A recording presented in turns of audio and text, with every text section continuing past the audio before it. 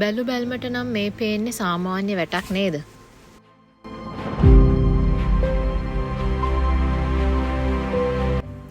ඒ වුණාට මේක සාමාන්‍ය වැටක් නම් නෙමෙයි. මේ තමා ලෝකේ තියෙන දිගම වැට.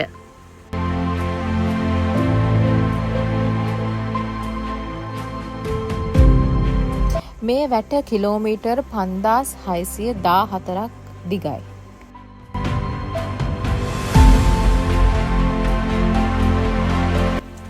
හරියටම කිව්වොත් මේ වැට චීන මහා ප්‍රාකාරයටත් වඩා දිගයි.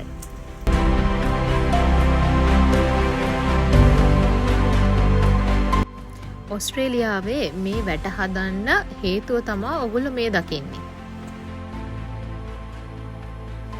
බැලු බැල්මට සාමාන්‍ය බල්ලෙක් වගේ පෙනුනට මේ ඉන්නේ ඔස්ට්‍රේලියාවේ ඉන්න ඩිංගෝ කියන බලු විශේෂය. මේ බල්ලන්ගෙන් ඔස්ට්‍රේලියාවේ බැටළු වගාවට ගොඩාක් හානි සිද්ධ වෙලා තියෙනවා. ඒ නිසා තමා ඔස්ට්‍රේලියානු රජයෙන් මේ වැට හදලා තියෙන්නේ.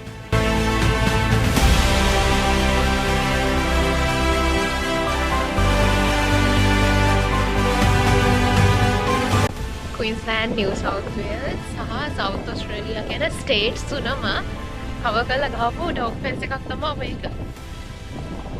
කොනක් පේන්නේ නැහැ.